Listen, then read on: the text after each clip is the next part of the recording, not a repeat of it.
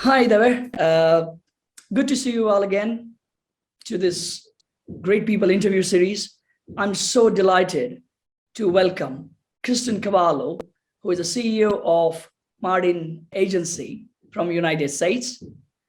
It's one of the great agencies in the United States who has won back-to-back Agency of the Year for 2 consecutive years. It's the third agency to achieve that kind of recognition and award. Kristen is the first female CEO of the company and the first female to lead an organization. So that kind of a success. Well, I'm so excited to listen to your story. So welcome, Kristen, to this show. Thank you so much for having me. I appreciate it. Great. So yeah, tell us more about you. that's a longer answer. I have been working in advertising since 1994, so close to 30 years. I fell into the ad industry. I had not really considered it as a vocation or career. And I don't believe I ever even took a class in advertising during my time at university. I was a statistics major when I got my master's. Wow. And I thought I was going to go into political polling, which in and of itself would have been like stabbing my eye with a fork, I think. But I'm a mom of 2. I love to travel and yeah, the other things that you mentioned. Brilliant. So great to have you. And I think we'd like to know more about your backstory, how you became the CEO, and what has been your journey? My backstory is I fell into advertising. I started in sales, and I worked for a company called Clairol, which at the time was owned by Bristol Myers Squibb. And I would go from store to store and make sure that the shelves were stocked appropriately with our product. And I would talk to a lot of consumers who were there, and as a hair color product. So I talked to a lot of consumers who were often trying to choose between which shade of hair color. And I found that I loved talking to people, consumers, about products. So when I went and got my master's, I thought I would maybe do, if I wasn't going to do political polling, I would do some form of marketing. And then I moved at that time from Virginia to Boston, and I didn't have a lot of connections or networking relationships in Boston. And so I found myself interviewing at a number of ad agencies, which was not initially on my radar, but I loved it. And I got a job at an agency called Mullen, wow. Now part of an international group called MullenLowe Group. And I loved it. I found the people to be interesting and well-traveled and well-read and curious and coming up with ideas that were clever and creative. And I thought, this is a career. I could make a career out of this. I liked the people, and I liked the being around them and the business challenges, that we would solve economic and business problems through creativity. And so I have spent the majority of my career at 2 agencies. Mullen, I've been there twice, and the Martin Agency here in Virginia, I've been there twice. So I've gone Mullen, Martin, with a short stint in between at another agency called Arnold. And for the most part, it is taking me to really interesting places, and I've met really interesting people. And I love the idea that at any given time, we might have 20 different clients, and the business problems range from supply chain to clothing and retail, to restaurants, to plumbing, to NASCAR. It could be anything. And I'm a strategist by trade, so I like looking for the common themes and patterns across the different disciplines. Wow, wonderful. What a journey. And I guess, journey is, as we say, in traditional sense, but I know, when you spoke about traveling, I could see that, additional smile on your face, and we'll come to that in the next section of the interview. I know you love traveling. So I guess, you have done a lot, seen a lot of customers and, different disciplines, verticals. So what has been, the biggest challenge? Because you've seen a lot of brands, um, and, what they should be doing to face the challenges today. Yeah, there are a lot of challenges. Any specific category at any given time runs into big problems. But I would say, the last 4 years between a kind of large conversations in society about the role of women with Me Too, and then right after that, following with George Floyd and kind of a racial reckoning, followed by COVID. And now with possibly in the United States, women's reproductive rights, there have been a number of overarching societal conversations that touch everyone, regardless of where we live or what industry we find ourselves in. And it's for years and years, I felt like marketing really focused on the things that made you different. And I still think those finding differentiation as brands is important to stand out. But recently, in the last 4 years, there have been enough things that we've all experienced in common that the conversations are more similar. And so guiding brands through those conversations has been rewarding and challenging because, when I first started in advertising, there was a sense that brands did not speak up on issues. And today, most research would tell you that brands have a responsibility to speak up, that young people today are actually choosing the brands they purchase based on their beliefs. Yeah. Where when I was starting, the beliefs portion of a brand was stuck in the part of their website called About Us. And it wasn't for external marketing. But now today, it is as much a part of why a consumer would choose a brand as the product attributes themselves or the quality of the product themselves. Sometimes it's even more important. And so I have found myself as a counselor and a guide as I help my clients navigate how to respond to larger issues. And then also as a CEO and as a woman, how to respond with my own company during these times, when I have to lead with my personal beliefs and when I have to lead knowing that I represent 400 people with different faiths and different histories and different political biases one way or the other. And how do I lead a larger organization, having an opinion, but also being very open to the opinions of others. Yeah, so, brands has always been, making a promise and keeping that promise. And, now I think we're going to the next era of brands where brands do have a purpose, they have an influence. So if they speak up on issues, I think it's definitely impacting the society at large. So it's not just a product they're selling, and quality has not been a major differentiator recently because of the technology, the processes. You could probably have the same quality, but I think now, as you rightly said, consumers are now looking for much larger picture of the brand than just the quality. So yeah, I appreciate that point very much. Now you spoke. I agree, and I think also when you have supply chain issues, when people just want toilet paper, they're more willing to look aside at the quality when they're looking for the actual just product themselves. Or right now in the United States, there's a shortage of baby formula, and so I think sometimes your favorite brand may not be available, but you need the product. And so I think there are a number of external forces that are calling into question the role of brand and branding in general when people are, looking at issues, but also with supply chain, just looking to purchase the item that they need.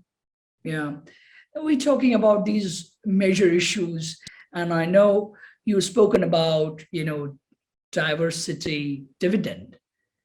You believe in that, but can you also tell us something about, adversity advantage, if there is it? I think there is. So an adversity advantage is the idea that during crisis or difficult times, the need to be decisive and the need to make quick decisions, to deliberate quickly, which I know sounds like an oxymoron. To deliberate usually means to put a lot of thought to something, and to be quick usually implies speed. Well, it does imply speed and kind of gut instincts. And so those two words together often seem at odds, but I find them to be perfect companions. I grew up, my father was in the military, and he always really underscored to us the need to be decisive, that if you were if you're a leader of a group, the most important thing you can do is make a decision. You always have the ability to pivot or change your course, but you don't have the right or the luxury of sitting in indecision, because the longer you sit in that kind of indecision purgatory, the more fear your people will have, and the more confidence or the lack of confidence they will have in you. They will worry that you don't know what you need to do. And so I have chosen to lean into my gut. And if I have roughly 60% of the information I need, I go ahead and make a decision. And I just explain to people when I only have about 60% versus when I'm, at 90%. And I have found that combination of decisiveness and transparency during adversity, during times where the tensions are very high and crisis seems possible, that we have been able to leapfrog forward in massive degrees, because most of our peers are paralyzed. And so we are, what a normal step forward ends up looking like 2 or 3 steps forward, because most people are taking a step back. And it's been I think key to a lot of the growth we've achieved in the last 4 years. Brilliant. At the same time, I guess, there are people who get discouraged by the criticism, of their industry. Are you faced with something like that? I do. I get very discouraged. I think, there was a Gallup poll that often ranks industries by the trust that consumers or people have in those industries. And advertising as an industry ranks very low. And it is frustrating, because I believe that sometimes there is a belief that people in advertising lie. And the truth is, there are organizations that prevent us from doing that. If a misleading or an inaccurate ad is shown, it is pulled off the air, and we are held to truth. And so I think it's a combination of that, and it's a combination of the way that the media has, in more recent years, and by recent, I would say the last 20 years, started to take sides. And I don't mean media as in advertising, but as in journalism and in news. There's also a point of view inside, but because media is a big term, advertising gets kind of lumped in with that. And so I think we have to work very hard to gain trust in people. And it's become okay for people to beat up on advertising agencies or advertisers. And I don't think that's fair. As a profession, I believe, as I did the day I joined it, there are a lot of very strong, smart, curious, interesting, well-read, creative people in this industry. And I would put our ability to think through business problems and to find creative solutions to business problems up there with any other. And so it bothers me, because I worry a little bit about the next generation, and will they consider this industry one that they want to join?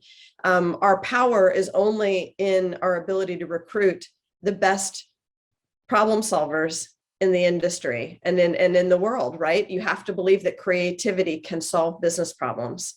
Yeah, definitely. Being creative is one of the key to succeed in advertising, or any industry for that matter.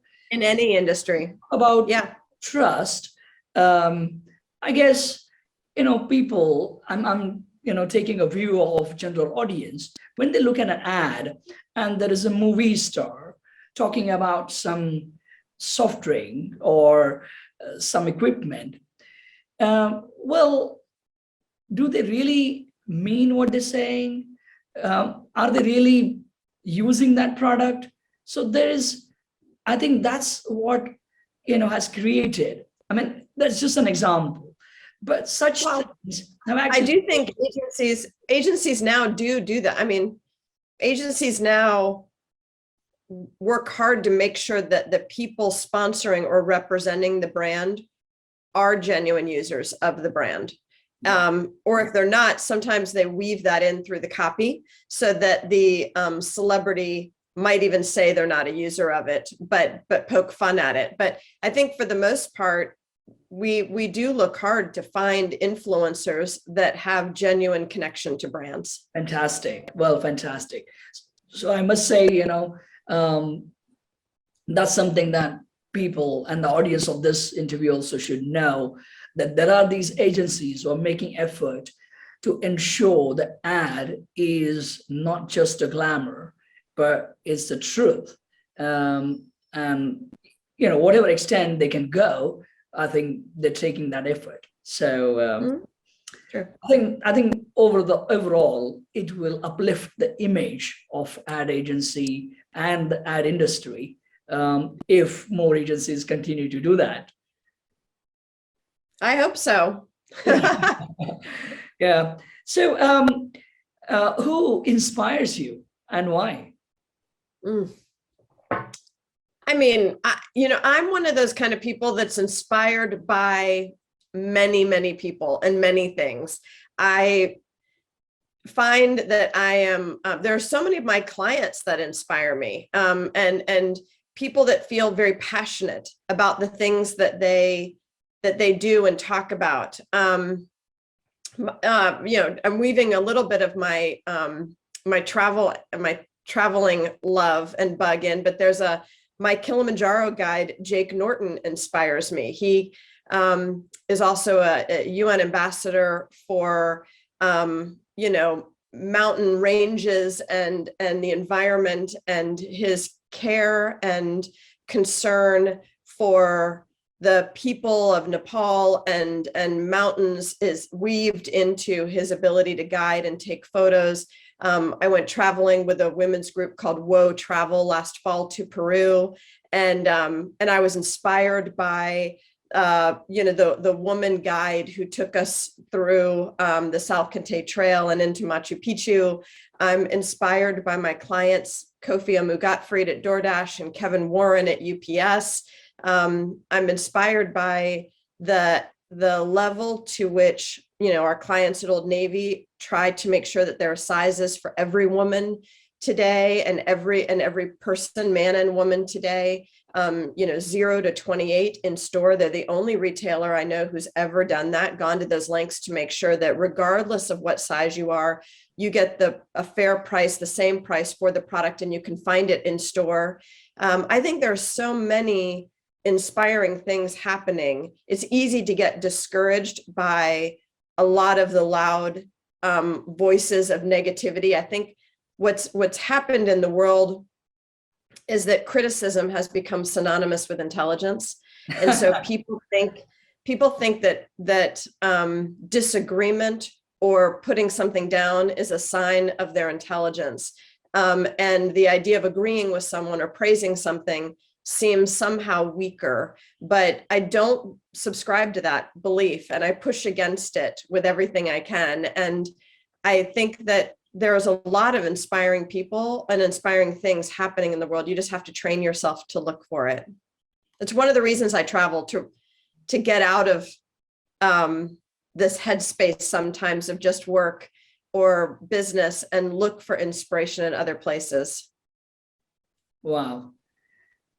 Well, that's very interesting. I think that's probably the longest answer I have received so far in this series. I'm sorry. No, I think you truly covered 360 degrees of inspiration, and I think if I have to say that in short, you seek inspiration in everything. That's another way of, looking at it. You see positivity in everything, and hence you're inspired by everything and everybody who is around you, which is I'm going to use your answer. I'm going to use your answer from now on because your answer was shorter. So. No. I think, when you have to summarize, I think that's my answer. But just do the summary, people won't understand. So, your answer is still, great. You spend so much time of your, career, managing growth, and you have led the organization to, these heights of success. What we normally observe is successes are like those spikes. They come and go. They are for a quarter or a particular year, and then 3 years again you're having a normal growth, and then you again have a spike. But how did you manage a constant growth, a consecutive years and year on year growth as you do? Fear and panic and a lot of coffee. I think that growth is kind of a shield. It is both a shield that protects you from having to make bad choices, to choose among bad options. It's also something that allows you to think about your business differently and to invest in new things. And so every time we grow, we invest in a new capability or a new thing. And in essence, that helps us grow the next time. It's almost like diversifying a portfolio. We expand what the agency is capable of every time we grow. And therefore, our growth in the future comes not from the things that we had when we first started, but it might come from the things that we created most recently. And by diversifying and adding these additional skills, whether it be, PR or production or, whatever the next thing that we will develop is, we add it to our arsenal of advertising and digital and social, so that then the growth can come from any number of things. And we're more insulated, I think, from downturns in business because we have more ways to bring brands to life. So I prefer to try to think of it like stairs, where, there will still be moments sometimes when we're maybe plateauing a little bit, but we will always try to find ways to keep going and adding and expanding, and maybe add other offices or add capabilities or add people that can take us to new places. It also, frankly, it keeps the company interesting. Yeah. It keeps the company interesting to those of us who work there, and our ability to attract great talent and good clients, because we are not who we were 4 years ago. Our values are the same, but what we offer has changed and expanded. And who will be 4 years from now will hopefully still be, left to be discovered. I think, again, our values will be the same, but what we make and how we make it will be different. That's a fantastic point you have made. I think, people talk about making the company successful and talking about the culture, etc. But I think that's such a interesting angle to look at. How can we be interesting? And how can the organization be interesting? And, keep going on a discovery path. Wow. Hi there. I just wanted to share with you all why London School of Digital Business is doing this Great People interview series. Well, for the last few years, small and medium businesses have been facing lots of challenges. Individuals have been wondering what's going to happen to their careers because of these emerging trends and technologies, artificial intelligence, VR, AR. What's going to happen? It feels as if the world is changing. And then COVID hit, and there is a lot of depression in the minds of people. So we thought we need to bring in some positivity, bring in some motivation and inspiration. And it's all good to know these stories of, Elon Musk and Jeff Bezos and Bill Gates. But we wanted to talk about the extraordinary stories of the people that you get to see in the ordinary world. They are no way ordinary people. They are great people, but they are the ones you can relate to. Hence, we thought this is something that we want to bring in to increase the chances of success for many, motivate them, give them the insights. I'm so happy to share that every leader has shared completely unique and different insights because their situations have been different. Somebody was alone, and we know that entrepreneurs are alone at the top and how it feels, and they fought their challenges. Somebody had partnership, business partners, and somebody could not survive the business partnership, so they had to rebuild themselves.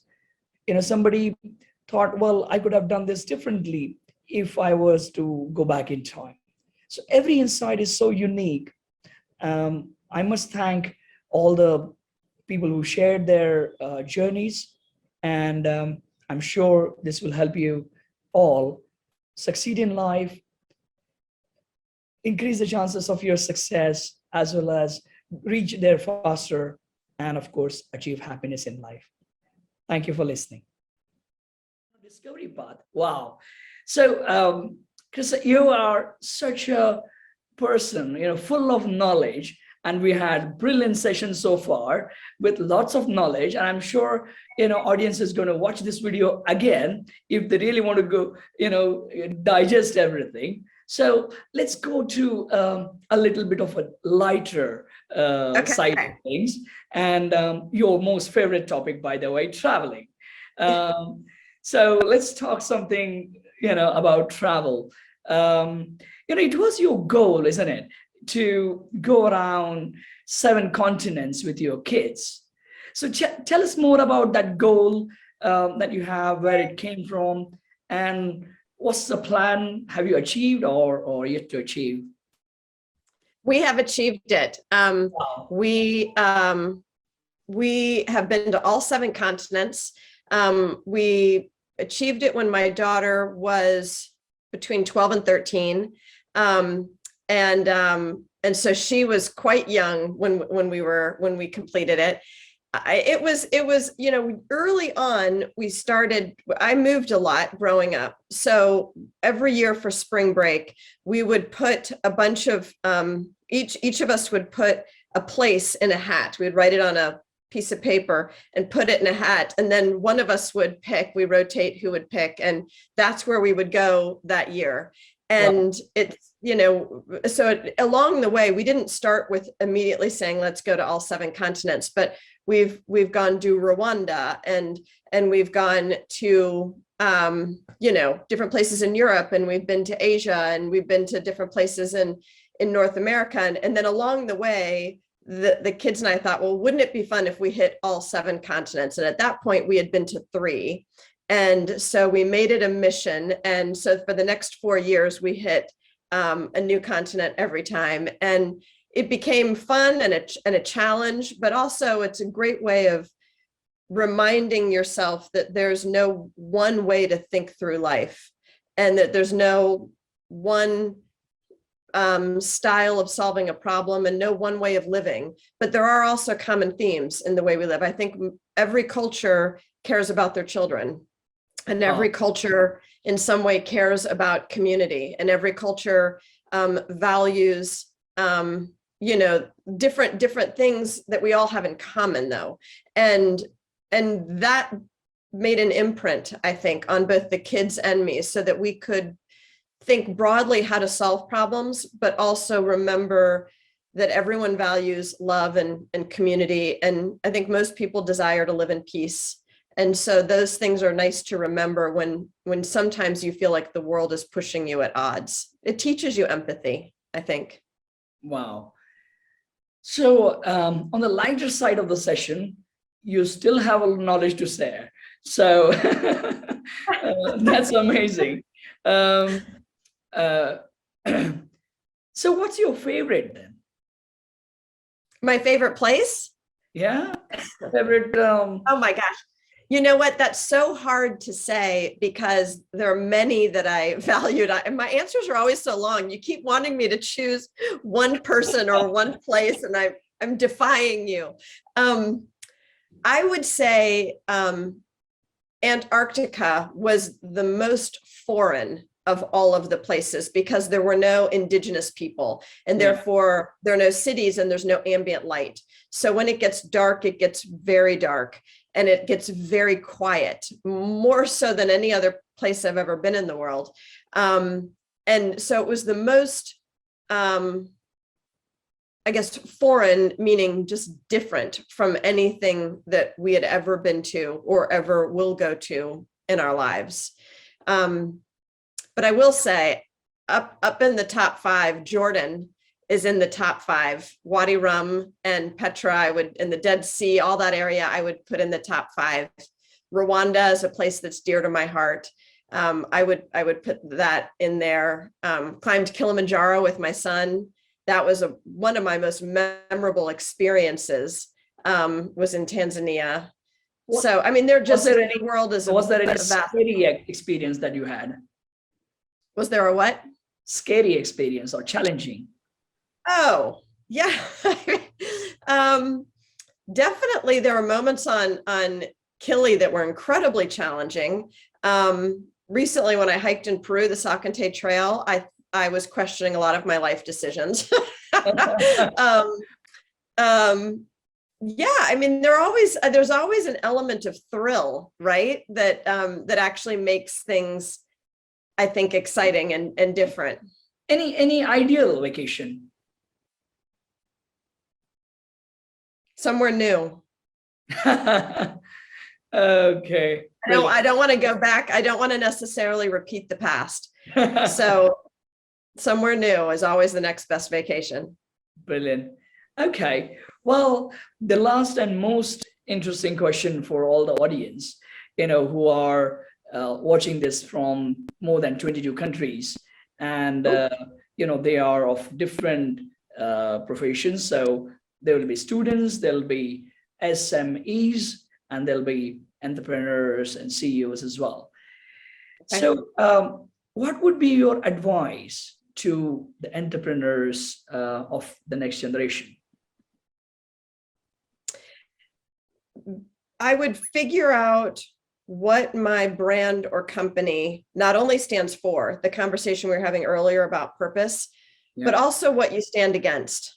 Where are you going to draw the line? Because right now it is as important to really be able to define the things that you are going to defend with all of your might.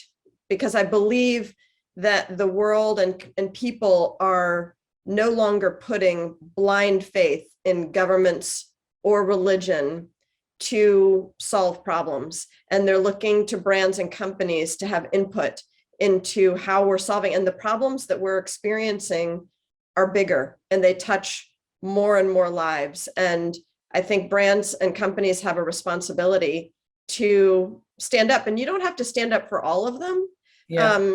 I would pick the one, like Patagonia has picked the one that matters to them, where they have the most authenticity. So I would say pick one. There are enough problems in the world.